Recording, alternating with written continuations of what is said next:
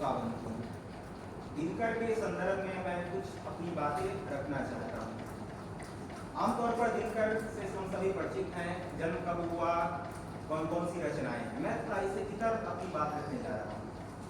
उर्वशी के ज्ञानपीठ सम्मान के अवसर पर दिनकर ने जो दिल्ली में व्याख्यान दिया था, उसके कुछ अंशों से मैं अपनी बात प्रारंभ करना चाहता हूँ।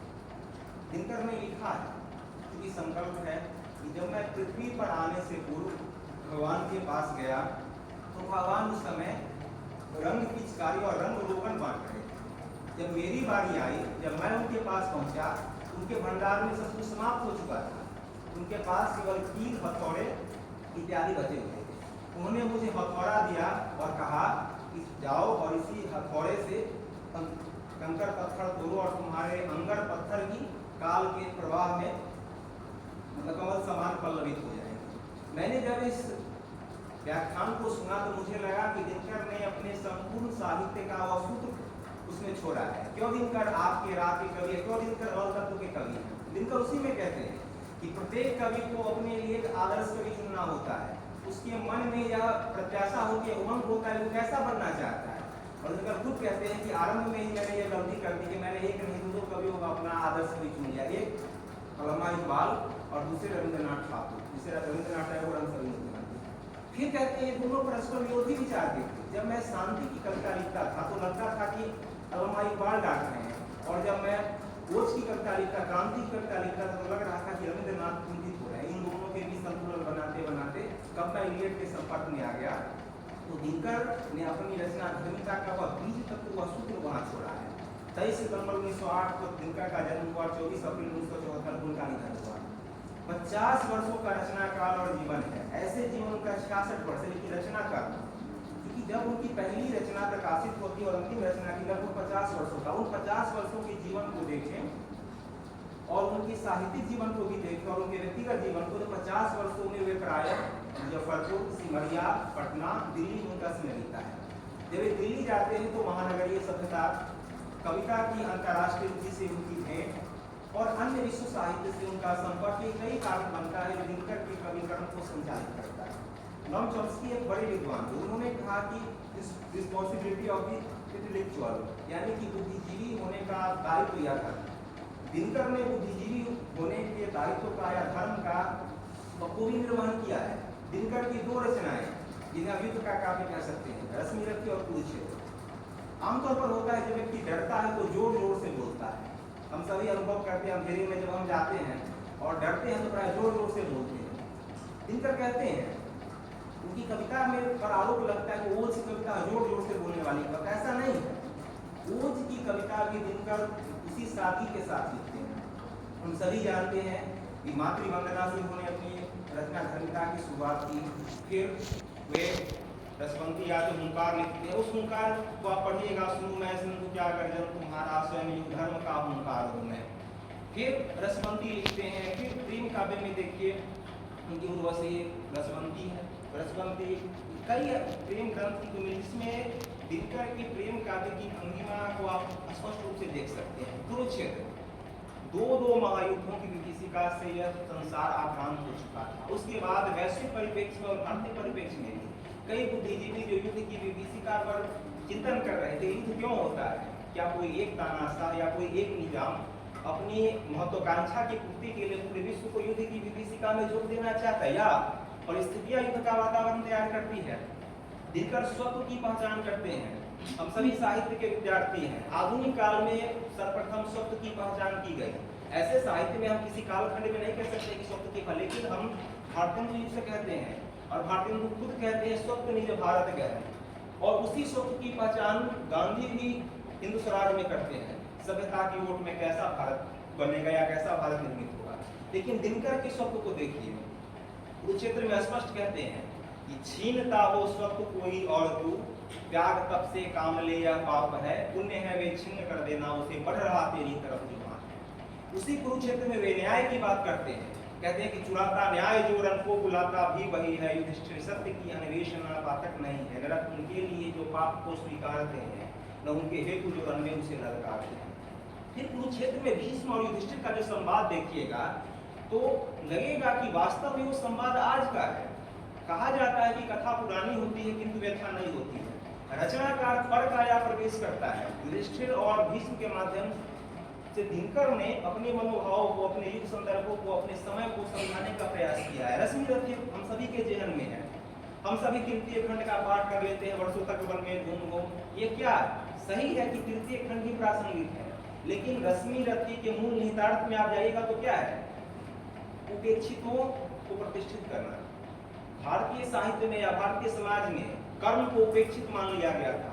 दिनकर के से पहले कर्म को उतनी महत्ता भारतीय साहित्य में नहीं दी गई थी। दिनकर पहले रचनाकार है जिन्होंने साहित्यिक पटल पर कर्म को प्रतिष्ठित किया।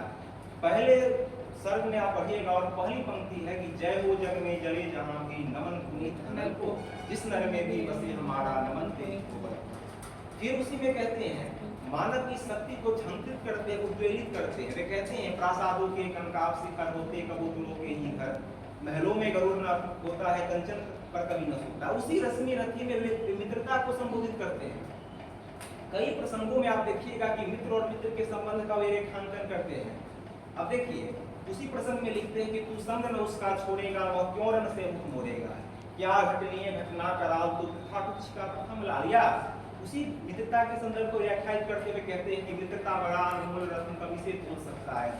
उर्वशी दिनकर की यदि तीन मानक रचना या तीन प्रतिनिधि रचना की आप गौर करिएगा या कहीं भी पूछा जाए तो उसमें उर्वशी अन्यतम कृति है। उर्वशी के लिए उन्हें ज्ञानपीठ अवार्ड दिया गया, साहित्य की सबसे बड़ी उपलब्धि है।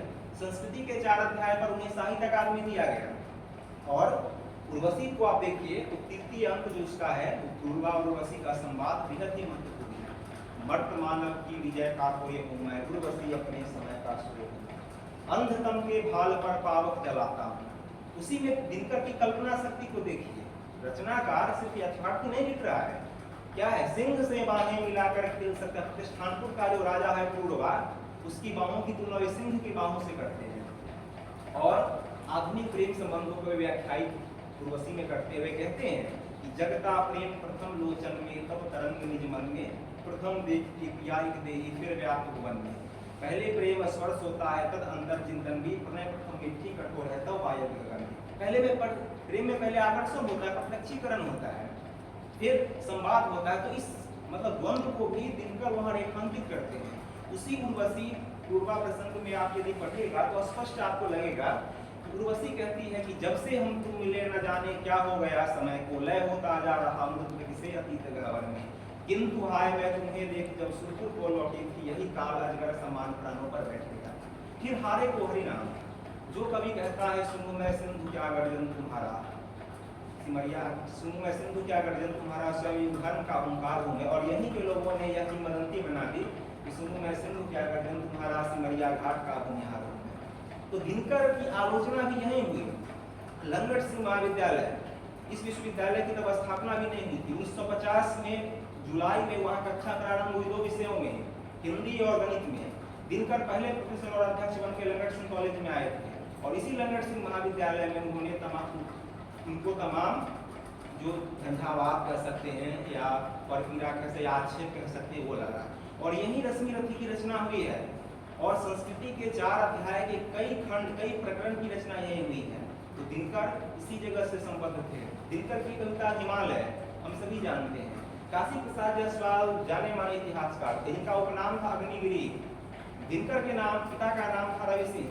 और महाकवि महिषी माधवी कहती है कि यह तो अग्निसंभव कवि है। तो दिनकर कहते हैं मैं विभा पुत्र हूँ, जागरण गान है मेरा, जग को अच्छे आलोक दान है मेरा। तो इतना सगरवा कवि हमारे बीच मिट्टी किसी रचनात्मकता से उपजता है, निकलता है। तो दिनकर हमारे लिए प्रासंगिक है। हरे को हरिनाम में पारिवारिक कला, अपने पुत्र से जो उनका जो संघर्ष चल रहा था, अपने परिवार से, अपने समाज से कुंठित हो रहे थे, उसका रेखांकन भी मतलब उसमें करते हैं। हिमालय कविता में कहा जाता है कि काशी प्रसाद जायसवाल आए थे, भागलपुर में अखिल भारतीय सम्मेलन हो रहा था।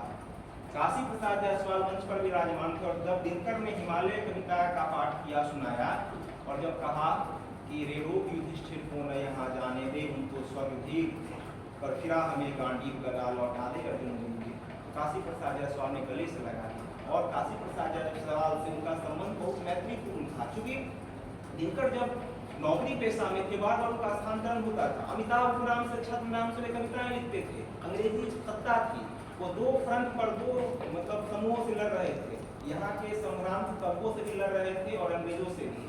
तो काशी प्रसाद जायसवाल का मनोबल बढ़ाते थे, सलाह लेने जाकर पाटलिपुत्र पत्रिका निकालते थे काशी प्रसाद जायसवाल जी, उसमें से उनसे ताल्लुका दिनकर का है। तो दिनकर हमारे लिए अन्यतम है। दिनकर की गद्य रचना को देखिए, आलोचना देखिए, पंत प्रसाद और मैथिली शरण गुप्त या शुद्ध कविता की खोज या अन्य उनकी, तो एक आलोचक की दृष्टि से भी हम उनको देख सकते हैं। तो जैसे निराला अपने बारे में कहते हैं, गद्य में पद्य में समाभ्यास करो स्मृति में। तो निराला की इस पंक्ति को यदि हम दिनकर पर चस्पा कर दे तो दिनकर को भी हम कह सकते हैं कि गद्य में पद्य में समाभ्यास।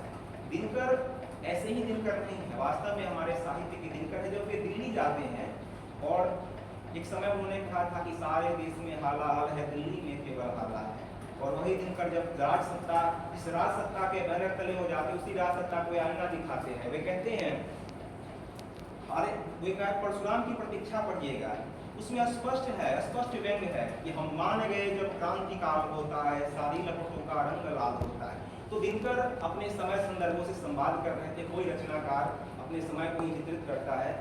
धन्यवाद इन्हीं शब्दों के साथ।